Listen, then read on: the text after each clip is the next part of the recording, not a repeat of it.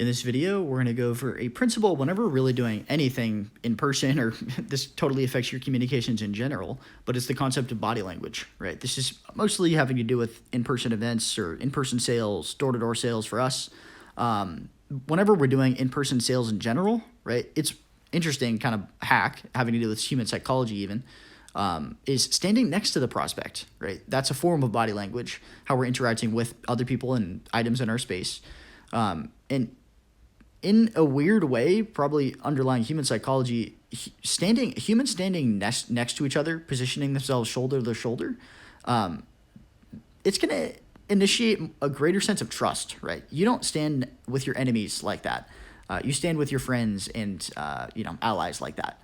So really weirdly, even positioning yourself next to a person when you're doing in-person events or door-to-door sales is going to kind of initiate that feeling of trust and like working together to find a solution. So, yeah, and when doing door-to-door sales, for instance, we don't want to be perceived as a threat to the person. So it can be advantageous in a strange way, just standing sideways or at least not like square, making that person feel like they're being pushed into a corner in a sense. So turning your body away from that prospect or away from the door is going to make them, put their guard down a little bit. You're not going to be perceived as threatening in a sense.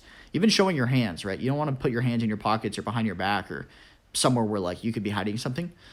So showing your hands, and even working with the customer in a sense to bring their attention to something that you're trying to give a professional recommendation about. For instance, walking them outside or showing their dirty windows or showing how we can help them in some way, pointing it out, walking around their property with them. That's a form of body language, right? And even phone calls, right? This is kind of a weird tip maybe you've heard, is like to smile, right? Because you can hear it in someone's voice. You can almost read their mood based on if they're smiling, right? If they're having a good day, whatever it might be, right? So those are some forms of body language. Keep them in mind, especially when doing sales, or really like any communication, right? Anytime you're talking with a human, these things apply.